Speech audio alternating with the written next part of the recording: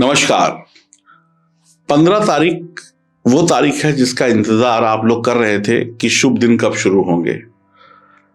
तो जनवरी 15 से मकर संक्रांति का दिन होगा। सूर्य मकर राशि में प्रवेश कर जाएंगे और यहीं से शुभ दिनों की शुरुआत हो जाएगी और सारे शुभ काम आप करने प्रारंभ कर देंगे, चाहे वो शादी हो, चाहे वो मुंडन हो, चाहे गृह प्रवेश हो, चाहे नामकरण हो, जो भी शुभ काम होते हैं। तो मकर संक्रांति की आपको शुभकामनाएं और लोहड़ी की भी शुभकामनाएं। 14 तारीख को लोहड़ी मनाई जाएगी, उसकी भी शुभकामनाएं। देखिए, मकर संक्रांति में सूर्य मकर राशि में प्रवेश करते हैं और यहीं से सर्दी कम होनी शुरू हो जाती है, रात छोटी दिन लंबे होने शुरू हो जाते हैं। सूर्य जब मकर राशि में जाते हैं तो मकर राशि शनि की राशि है। सूर्य और शनि आपस में शत्रु हैं, लेकिन ये आपस में लड़ते नहीं है। यहाँ पर जिन भी लोगों को शनि से संबंधित कोई भी दिक्कत है, चाहे 7.5 है, ढैया है, या शनि कुंडली में खराब है, या दशा महादशा चल रही है, किसी भी प्रकार से शनि से आपको जिंदगी में दिक्कतें आ रही हैं, तो इस दिन ये उपाय करने से आपको लाभ मिलता है, यानी मकर संक्रांति के दिन। तो मकर संक्रांति के दिन सबसे पहले आप एक काम करिएगा, सुबह जल्दी उठिएगा, स्नान करिएगा, पवित्र नदी में कर सकते हैं या फिर घर में गंगा जल का प्रयोग करके कर सकते हैं। देर तक मत सोइएगा। पहली चीज, साफ कपड़े पहनकर मंदिर में भगवान के दर्शन करिए। किसी भी प्रकार के शनि के अशुभ प्रभावों से दूर करने के 2 उपाय पहले ही बता देता हूँ। पहला उपाय ये है कि गुड़ की जो रेवड़ी होती है जिसमें सफेद तिल लगे होते हैं, वो लोगों को बांटिए, खुद भी खाइए, लोगों को भी खिलाइए, गरीबों को दीजिए। खिचड़ी का दान करिए, कच्ची या पक्की, जैसा भी आपको ठीक लगे। दूसरा उपाय यह है कि आपको भगवान शंकर के मंदिर जाना है, 2 चम्मच शुद्ध देसी घी से शिवलिंग को लेपना है। उसके बाद 1 गिलास में कच्चा दूध लेना है गाय का, उससे धार बनाकर चढ़ाना है।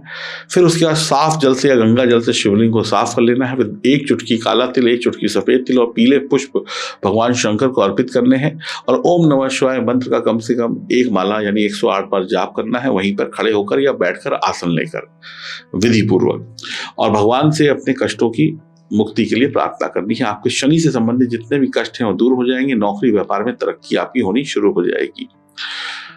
इसके साथ साथ आप लोग जितना हो सके आप दान करिए, गेहूं का दान करिए, गुड़ का दान करिए, तांबे का दान करिए। ये सब दान करना आपके लिए बड़ा ही शुभ रहता है। एक और उपाय आपको बता देता हूं, ये महा उपाय है। ये उपाय ये है कि मकर संक्रांति के दिन गन्ने की खीर यानी गन्ने की खीर बनाइए, यानी गन्ने का जो रस होता है उससे खीर बनाइए, या गुड़ की खीर बनाइए, चीनी की जगह गुड़ का प्रयोग करें। इससे को खाइए भी, खिलाइए भी, भगवान को भोग लगाइए, आपको बहुत लाभ मिलेगा। तो ये थे उपाय। और ये सूर्य भगवान अगले 1 महीने के लिए जब मकर राशि में जाएंगे तो आपकी राशि के लिए क्या लेकर आएंगे ये मैं आपको बता रहा हूं, और ये जानकारी चंद्र राशि नाम राशि पर आधारित होगी। एक बात और नोट कर लीजिए, जब तक आप अपनी जन्म कुंडली नहीं बनवाएंगे तब तक आपको शुभ परिणाम नहीं मिलेंगे, क्योंकि जन्म कुंडली में बैठे हुए ग्रह ही तय करते हैं कि आपको क्या अच्छा मिलने वाला है, क्या बुरा मिलने वाला है।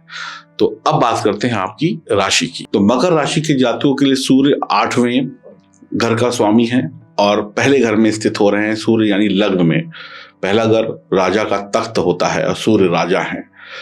सूर्य के फर्स्ट हाउस में बैठने से आपके मन में कुछ असुरक्षा की भावना उत्पन्न हो सकती है। आप ज्यादा पॉजिटिव हो सकते हैं, ज्यादा सोचने वाले हो सकते हैं।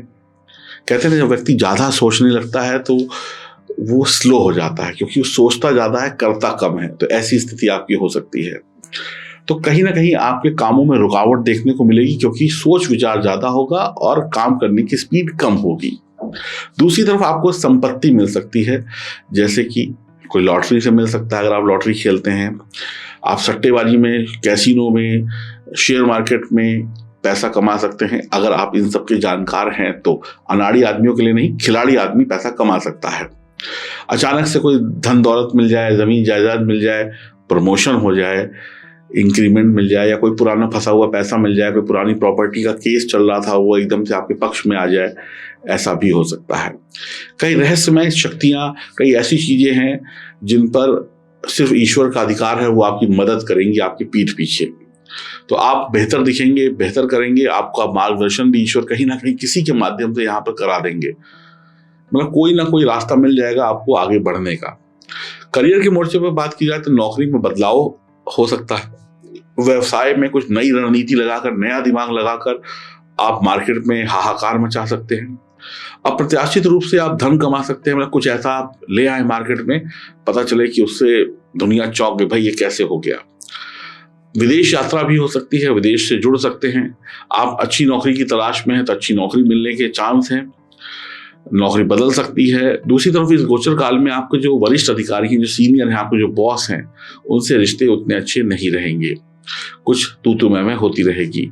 अगर आप व्यवसायी हैं यानी बिजनेस करते हैं तो इस गोचर के दौरान ना लाभ ना हानि, सब जैसे चल रहा है वैसे बढ़िया चलता रहेगा। पैसों की बात की जाए तो पैसे बचाने के लिए आपको कोशिश करनी चाहिए। विरासत से यानी इस समय की मेहनत से नहीं, जो पिछले समय में आपने मेहनत की है, वो 2023 की मेहनत हो, 2022 की मेहनत हो, वो जो मेहनत थी उससे जो बीज बोया था उसका फल अब इस समय में आपको मिल सकता है। तो व्यापार में कुछ आपने पहले कुछ किया था उसका अब रिजल्ट मिल जाए, कोई इन्वेस्टमेंट पहले की थी उसका अब कीमत बहुत बढ़ गई, तो कहीं ना कहीं पिछले समय में जो आपने लगाया था अब उसको पाने का वक्त आ रहा है। तो अच्छा पैसा कमाने में कामयाब होंगे और सफलता भी मिलेगी। धन संचित यानी धन जोड़ने की बात करें तो थोड़ा सा आपको ज्यादा ध्यान देना होगा पैसा जोड़ने के मामले में। रिश्ते के बारे में अगर बात करें तो अपने जीवन साथी के साथ रिश्ता आपको अच्छा बनाकर रखना होगा, कि नहीं तो थोड़ा सा वाद विवाद, लड़ाई झगड़ा हो सकता है, या परेशानियां हो सकती है, बहसबाजी हो सकती है, परिवार में किसी पुराने मुद्दे को लेकर लड़ाई झगड़ा तेज हो सकता है। स्वास्थ्य का भी ध्यान रखना होगा, पैरों में दर्द, जोड़ों में दर्द, कंधों में जकड़न हो सकती है। स्वास्थ्य पर ज्यादा ध्यान नहीं देंगे तो फिर दिक्कत बढ़ जाएगी। आपकी कुंडली में प्रथम भाव में सूर्य जब जाते हैं तो वो इस भाव का संकेत देते हैं कि आपका स्वभाव स्पष्ट और उदार होगा, यानी आप साफ साफ बात करेंगे और दिल के भी कमजोर नहीं होंगे, दिल से दयालु होंगे। आप छोटे भाई बहन के लिए काम करेंगे, आपके छोटे भाई बहनों की तरक्की हो जाएगी। आपके मित्रों को भी पद और प्रतिष्ठा मिलेगी, यानी आपके ऐसे मित्र होंगे या तो बहुत अच्छी पोजीशन पे वो काम कर रहे होंगे, या ऐसे मित्र होंगे जिनको आपकी वजह से कुछ लाभ हो जाए। आपकी माँ धार्मिक विचारों की होंगी, आप माता जी के साथ मंदिर या तीर्थ यात्रा कर सकते हैं। आपके जो बच्चे हैं अगर शादी हो गई तो उनकी भी शिक्षा सुधरेगी। यहाँ पर दूर देश में भी आपके बच्चे जा सकते हैं पढ़ाई के लिए, या आप जा सकते हैं पढ़ाई के लिए या नौकरी के लिए। सरकार से अच्छे संबंध आपके बनाने होंगे। सत्ता से जुड़े जो भी बड़े और शक्तिशाली लोग हैं, जो आपसे बड़ा है, उससे आपको अच्छे रिश्ते रखने होंगे हर हाल में। आप अपने पिता का आदर करते हैं, उनकी आज्ञा मानते हैं तो बहुत अच्छा होगा। आपका जीवन साथी इस समय में आपको मिल सकता है, बड़े अच्छे खानदान का बड़ा अच्छा जीवन साथी आपको मिल सकता है, मिल सकती है। जितना स्वभाव से आप ईमानदार हैं, धार्मिक हैं, जितना नैतिकता का पालन करते हैं, उतना मकर राशि वालों के लिए सूर्य का यह गोचर 4 चांद लगा देगा आपको बढ़िया। यानी धार्मिक होइए, ईमानदार होइए अपने काम में, और नैतिकता यानी कि लोगों से प्यार मोहब्बत से बात करिए, सभी के साथ उचित व्यवहार करिए, लड़ाई झगड़ा नहीं करिए। सूर्य आपको थोड़ा गुस्सा, आक्रामकता देंगे, कभी कभी विवेकहीनता देंगे, आलस्य देंगे, क्षमाहीनता देंगे, यानी आप किसी को क्षमा नहीं करेंगे, गुस्सा करेंगे। तो इन सब से आपको बचना है, यानी आपको आलस्य को भगाना है, विवेक यानी अपने दिमाग को कंट्रोल में रखना है, जुबान को कंट्रोल में रखना है। लोग गलती करें तो उन्हें मारिए, पीटिए, डांटिए नहीं, क्षमा कर दीजिए। तो अगर ये सब करेंगे तो आप ऊंची कुर्सी पर बैठेंगे और अच्छा होगा। सूर्य जब भी प्रथम हाउस में बैठता है तो आपको तेजस्वी बनाता है, एक बड़ा इंसान बनाता है। हाँ, यहाँ पर एक चीज है, कई लोगों के बाल झड़ सकते हैं, कई लोग इतनी मेहनत करेंगे कि खाने पीने का ध्यान नहीं होगा तो वजन भी कम हो सकता है। हाँ, आपकी आंखें कमजोर हो सकती है, ध्यान दीजिएगा। सर पर दर्द हो सकता है। बाकी स्वास्थ्य अच्छा रहेगा। हो सकता है कि जो छोटे बच्चे हैं ना वो बहुत ज्यादा सीरियस हो जाएं, यानी पढ़ाई लिखाई में बहुत ज्यादा सीरियस हो जाए, तो मौज मस्ती कम करें इस महीने में और पढ़ाई लिखाई ज्यादा करेंगे। कई लोगों की कमाई पशुओं के माध्यम से हो सकती है, जैसे कई लोग पशुओं का व्यापार करते हैं, पशुओं से दूध बेचते हैं पशु का, या पशु से संबंधित जो भी व्यापार है उनको अच्छी लाभ हो सकती है और अच्छा लाभ हो सकता है। पहले घर में सूर्य की स्थिति आपको प्रभावशाली व्यक्तित्व देती है, यानी कि आप जहां जाएंगे ना वहां पे आपका प्रभाव होगा, लगेगा कि कोई आया है, जनता का ध्यान आकर्षित होगा। ऐसा नहीं होगा कि आए और गए, लोग आपकी प्रेजेंस को महसूस करेंगे। लोगों को आप अपनी बातों से, अपने कामों से प्रभावित कर लेंगे, मानसिक रूप से मजबूत रहेंगे, शारीरिक आकर्षण होगा, जन्मजात नेता वाला गुण आपके अंदर होगा। खुद पर जरूरत से अधिक विश्वास कई बार आपको भारी पड़ सकता है। आप खुद पर विश्वास करिए, लेकिन उतना जितना जरूरी है। ओवर कॉन्फिडेंस में जाकर जोखिम लेंगे, यानी कोई रिस्क वाला काम करेंगे तो धोखा हो सकता है। सूर्य इस समय में आपको ज्यादा से ज्यादा फल देने के लिए तैयार बैठे हैं, बस आपको अपनी भावनाओं को कंट्रोल में रखना है और एक सफल बिजनेसमैन या एक सफल कर्मचारी या एक सफल राजनीति की सीढ़ी पर चढ़ना है। आपके मन में जो दृढ़ संकल्प है, आप जो पाना चाहते हैं, जो करना चाहते हैं, उसके लिए आप दूसरों पर निर्भर नहीं होंगे, आप अकेले अपने दम पर अपनी गाड़ी को खींचेंगे। आपके जीवन के सभी स्पष्ट और लक्ष्य आपको क्लियर होंगे कि मुझे करना क्या है। मुझे किसी तीसरे से नहीं पूछना पड़ेगा कि मुझे कहाँ जाना है, मुझे पता है कि मुझे क्या करना है, कैसे जाना है। सूर्य अगर अशुभ हुआ आपकी जन्म कुंडली में, मान लीजिए सूर्य अगर अशुभ हुआ तो आप तानाशाह बन जाएंगे, लोगों को से बात करना पसंद नहीं करेंगे, लोग आपके नजदीक नहीं आएंगे, इतना क्रोध होगा स्वभाव में कि लोग आपसे दूर भागते नजर आएंगे अगर सूर्य खराब हुआ तो। और अगर सूर्य अच्छा हुआ तो ये सारे शुभ परिणाम आपको मिलेंगे। और सूर्य अच्छा हुआ तो जिन भी लोगों की नौकरी अभी आधी अधूरी चल रही थी, अटकी थी, पक्के नहीं हुए थे, वो पक्के हो जाएंगे। ईमानदारी से जितना भी पैसा कमाएंगे वो 10 गुना ज्यादा बढ़ेगा। ये एक अच्छा गोचर आपके लिए साबित होगा। आपकी विद्या जो है वो पूरी हो जाएगी, आपकी सेहत सही रहेगी, आपके बड़े बड़े उच्च अधिकारियों से बातचीत करने की आपको अवसर भी देगा ये वक्त। आप जितना पढ़े लिखे हैं, जितना अनुभव है, उस अनुभव से आप और अमीर बनेंगे, विदेश जा सकते हैं। और क्रोधी तो होंगे लेकिन वक्त की नजाकत को देखकर क्रोध करिएगा। आंखों की बीमारियां हो सकती हैं, आंख में कोई समस्या हो सकती है, सरदर्द हो सकता है, ध्यान रखिएगा। आप कुछ उपाय बताते हैं। आंखों की दवाई, जो भी कोई अस्पताल में आंखों की दवाई जो आंखों में डालने वाले ड्रॉप्स होते हैं, आप उसका दान कर सकते हैं। कच्चे दूध का दान कर सकते हैं।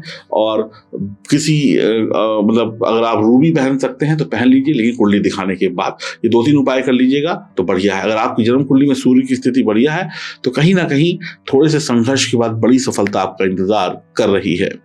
और आप जानते हैं कि जन्म कुंडली दिखाकर आप क्या पा सकते हैं और जन्म कुंडली नहीं बनवाकर आपका कितना बड़ा नुकसान हो सकता है, आइए जानते हैं। आप परेशान हैं, किस बात से परेशान हैं? नौकरी नहीं लग रही है, व्यापार अच्छा नहीं चल रहा है, प्रमोशन नहीं हो रही है, कैसे अपने घर परिवार को चला पाऊंगा, कैसे अपने जीवन में सफल बन पाऊंगा, मैं क्या करूं? मैं मेहनत करता हूं, मैं सुबह से शाम तक लगा रहता हूं या लगी रहती हूं, लेकिन मैं वो नहीं कर पा रहा, मैं वो नहीं कर पा रही जो मुझे करना है। आपकी कोशिशें तब तक सफल नहीं हो सकती जब तक आपकी जन्म कुंडली का हर एक सितारा आपका साथ ना दे। मैं साल 2024 में आपको ये गारंटी देता हूं कि आप अपनी जन्म कुंडली की जांच कराइए। मैं और मेरी पूरी टीम आपकी जन्म कुंडली के हर अशुभ ग्रह को जांचेंगे, परखेंगे और सरल उपाय बताएंगे जिसको एक सामान्य व्यक्ति घर बैठे कर सकता है। कौन सा रत्न पहनना है, कौन सा रुद्राक्ष पहनना है, क्या दान करना है, क्या नहीं करना है, ये सब कुछ आपको बताएंगे। और मैं चाहता हूं आप हमसे मिलने के बाद हमेशा मुस्कुराते रहें, क्योंकि आपकी जन्म कुंडली में ही छिपा है आपकी मुस्कुराहट का राज। अपनी अपॉइंटमेंट बुक कराने के बाद दुखी नहीं रहेंगे, क्योंकि आपका बुरा वक्त चला गया है। मिलाइए फोन, करिए अपनी अपॉइंटमेंट बुक और जीवन में लाइए अनेक मुस्कुराहट, क्योंकि आप मुस्कुराएंगे तो आपके साथ साथ आपका परिवार मुस्कुराएगा। अपने लिए नहीं, अपने परिवार के बारे में सोचिए। तो अपने सितारों को मजबूत कराना आपका परम कर्तव्य है और हमारी ये गारंटी है कि हम आपको दुखी नहीं रहने देंगे। अब अगला काम आपका है अपनी अपॉइंटमेंट बुक करने का।